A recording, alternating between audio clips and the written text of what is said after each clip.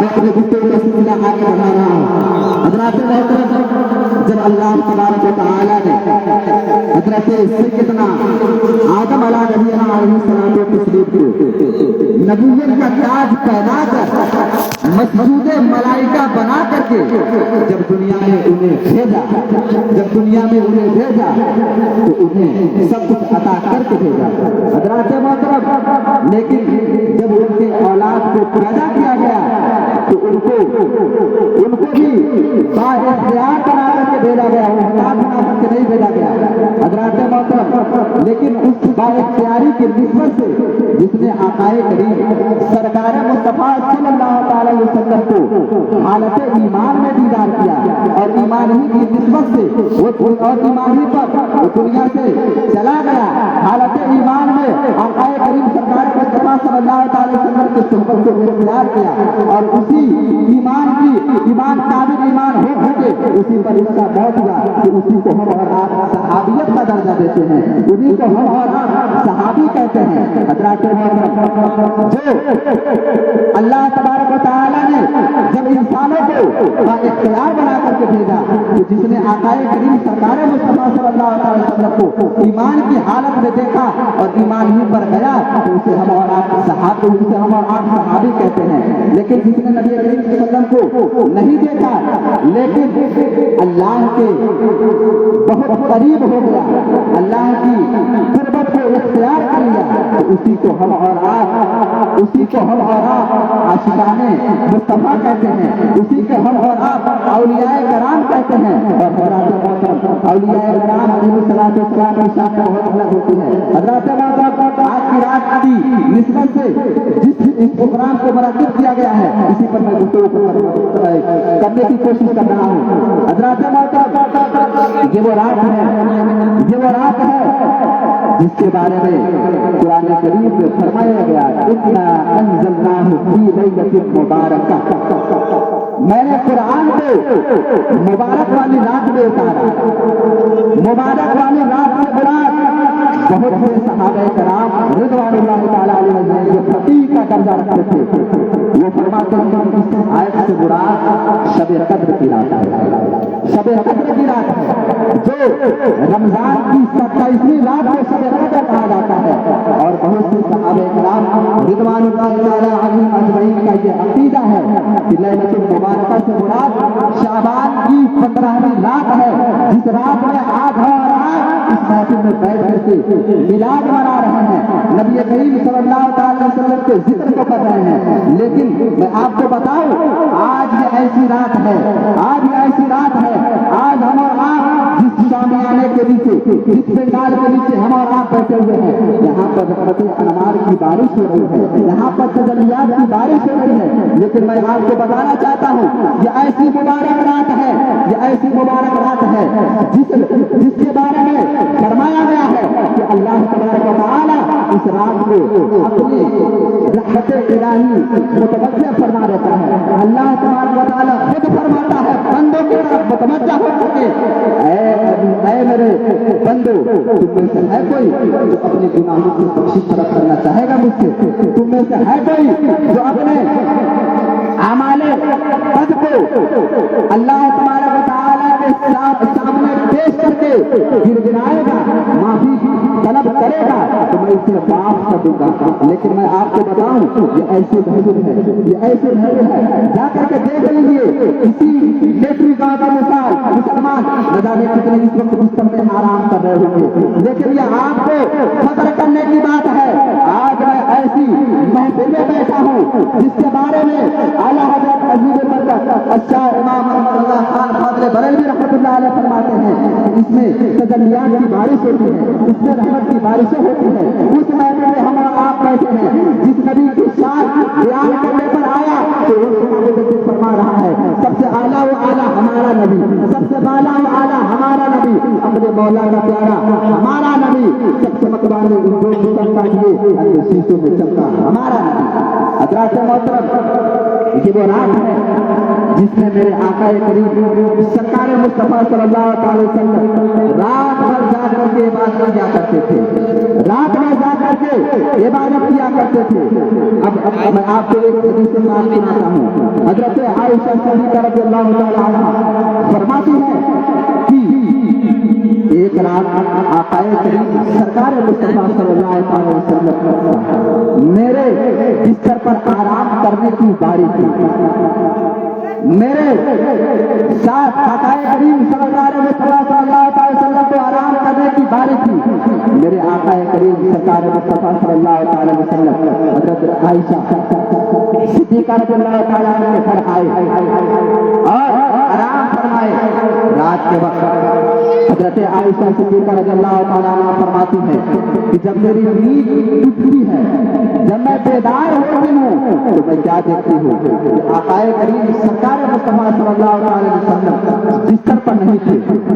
تو حضرت عائشہ صدیقہ رضی اللہ تعالیٰ عنہ فرماتی ہیں کہ میں سوچ میں پڑ گئی. آقا کریم سرکار مصطفیٰ صلی اللہ علیہ وسلم ہو سکتا ہے اپنی دوسری ازواج مطہرات کے گھر تشریف لے گئے ہوں. حضرت عائشہ صدیقہ رضی اللہ تعالیٰ عنہ فرماتی ہیں کہ میں بستر سے اٹھی اور جا کر کے میں کیا دیکھی؟ آقا کریم سرکار مصطفیٰ صلی اللہ علیہ وسلم جنت البقیع میں عبادتوں فرائض سے مصروف ہیں. آقا کریم صلی اللہ علیہ وسلم جنت البقیع میں جا کر کے قبروں پر دعائیں کر رہے ہیں. حضرت عائشہ صدیقہ رضی اللہ تعالیٰ عنہ فرماتی ہیں کہ میں سمجھی کہ آقا کریم سرکار مصطفیٰ صلی اللہ تعالیٰ علیہ وسلم اپنی دوسرے ازواج مطہرات سے گھر گئی تھی. تو میرے آقا کریم سرکار مصطفیٰ صلی اللہ تعالیٰ علیہ وسلم میرے آقا کریم سرکار مصطفیٰ صلی اللہ تعالیٰ علیہ وسلم جا کر کے جنت البقیع میں ان شہیدوں کے لیے دعا کر رہے تھے جو بدر میں خندق میں شہید ہوئے تھے. حضرات محترم میرے آقا کریم سرکار مصطفیٰ صلی اللہ تعالیٰ علیہ وسلم اسی جنت البقیع میں جا کر کے ان کے لیے دعائیں مغفرت کر رہے تھے. حضرات محترم اب وقت کو آگے بڑھانا چاہتا ہوں.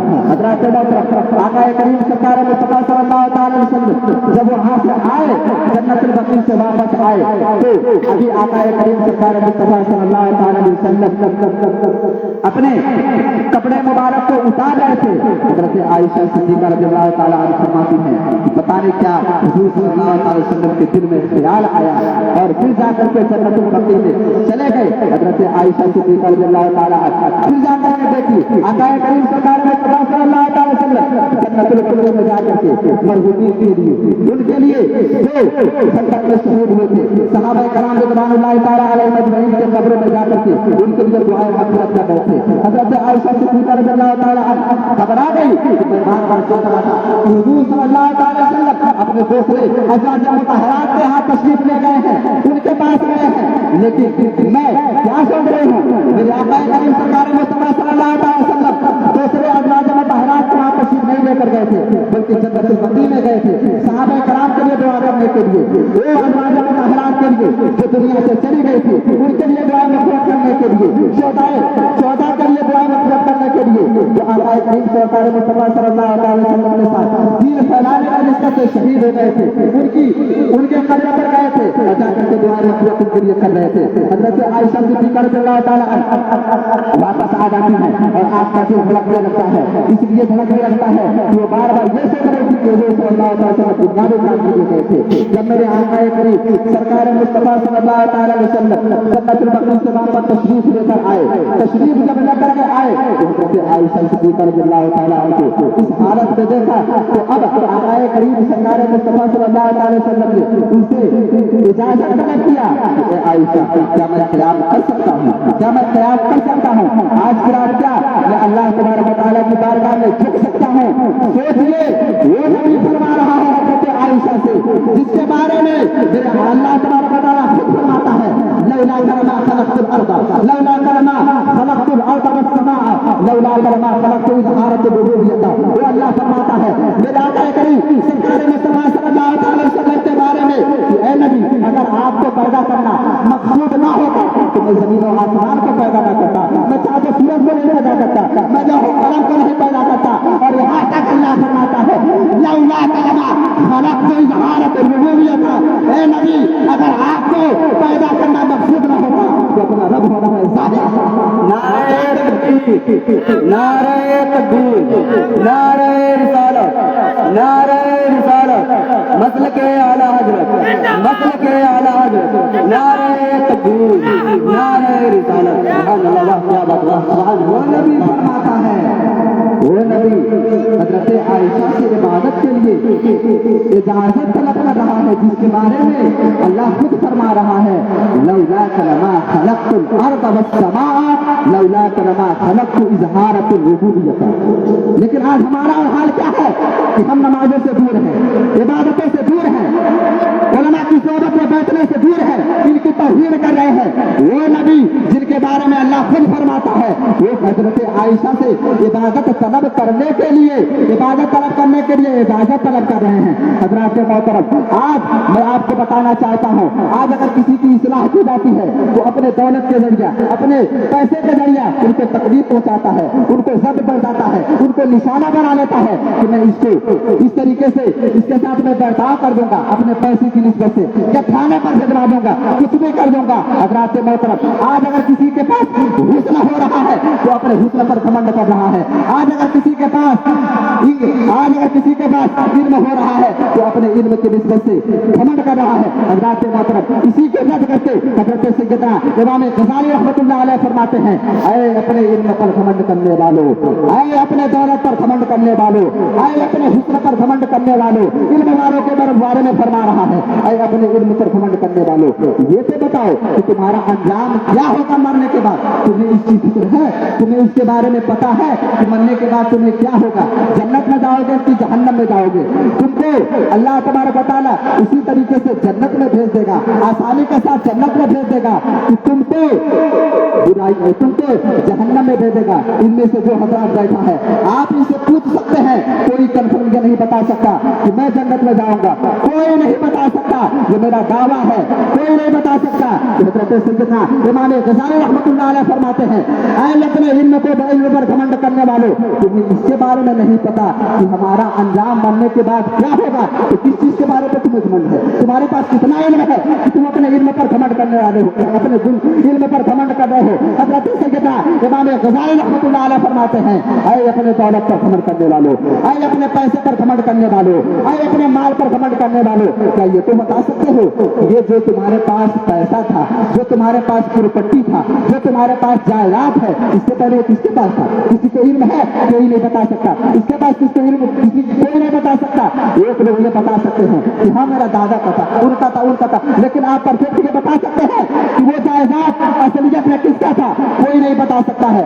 تو پھر آپ کے پاس کتنا مال ہے؟ آپ کے پاس کتنا مال ہے کہ اپنے مال کی نسبت سے گھمنڈ کر رہے ہیں؟ اور یہ بھی نہیں بتا سکتا کہ آج میرے پاس ہے، کل کس کے پاس رہے گا؟ کوئی نہیں بتا سکتا ہے۔ حضرت سیدنا امام غزالی رحمۃ اللہ علیہ فرماتے ہیں، اے اپنے حسن پر گھمنڈ کرنے والوں، اے اپنے خوبصورتی پر گھمنڈ کرنے والوں، یہ تو بتا سکتے ہو اگر تم کو 10 دن بخار میں مبتلا کر دیا جائے گا تو تمہارے حسن کا بخار اتر جائے گا، تمہارے حسن کی ساری گھمنڈی اتر جائے گی۔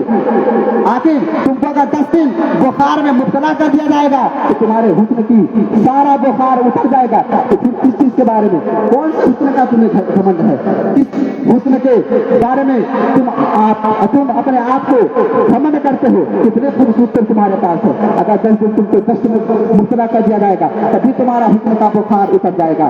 حضرات محترم، میں نے یہ جو ساری بیان فرمائی ہے، آپ حضرات اس کے بارے میں کوئی یہ نہیں یقین کر سکتا ہے کہ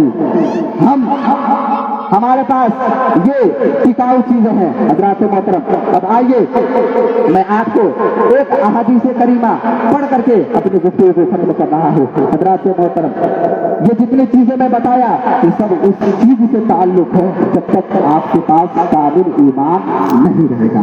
حضرات محترم، آپ اگر نماز پڑھیں گے تو وہ اسی وقت مقبول ہوگا جب آپ کے دل میں ایمان رہے گا۔ اگر ایمان ہی نہیں ہے تو پھر وہ ساری نماز بروز قیامت کے دن روح پر مار دی جائے گی۔ اسی لیے علماء آپ سے فرماتے ہیں کہ آپ بد مذہبوں کی صحبت میں بٹ بیٹھیے، آپ وہابیوں سے دور رہیے، رافضیوں سے دور رہیے، قادیانیوں سے دور رہیے۔ تو آپ حضرات ان کو غلط کر کے کیا جواب دیتے ہیں؟ وہ میرا رشتے دار ہے، وہ میرا بھائی ہے، وہ میرا خاندانی ہے۔ ذرا یہ تو سوچے، اس کا جب ایمان ہی نہیں ہے تو اس سے محبت کرنے کی کیا وجہ ہے آپ کو؟